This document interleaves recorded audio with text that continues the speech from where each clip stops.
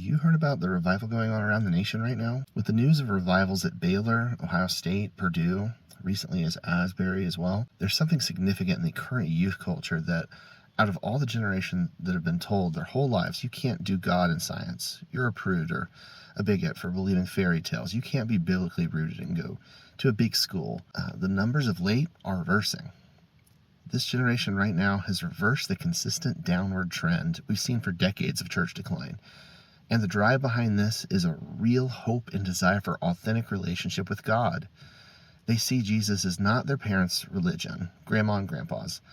They're getting a sense he is a lot more. So when we look at what this generation needs, of course they've sensed in the culture the hopelessness, the confusion, the despair. There's no hiding that. And they want to grab something real. But let me tell you, definitely grab onto Jesus. But be careful what version you grab off the shelf. Because the most twisted around, fought over, censored, silenced because of individual in the history of the earth is Jesus Christ. Because the enemy and the powers that be know what it means when the king comes and when the kingdom comes collectively at them. I urge you, this Easter, grab onto the true king. Understand his kingdom, learn its history, and form your opinion, your belief around the biblical story, what it says about Jesus, not what popular culture, church tradition, and even certain scholars say.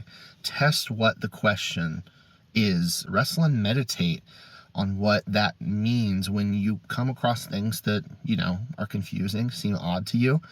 And you're going to find you see the world a lot clearer. You're going to start seeing those concerns that haunt you day to day feel a lot smaller.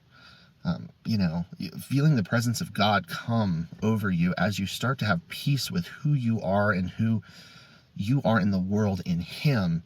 That is such an important thing for us to develop in our lives. It's a key component of understanding that we are meant to be in God's presence and He is meant to be alongside us. I pray the presence of God would become even more evident in your life day to day as you start to walk closer with Him and make spaces with Him. God bless you this Easter.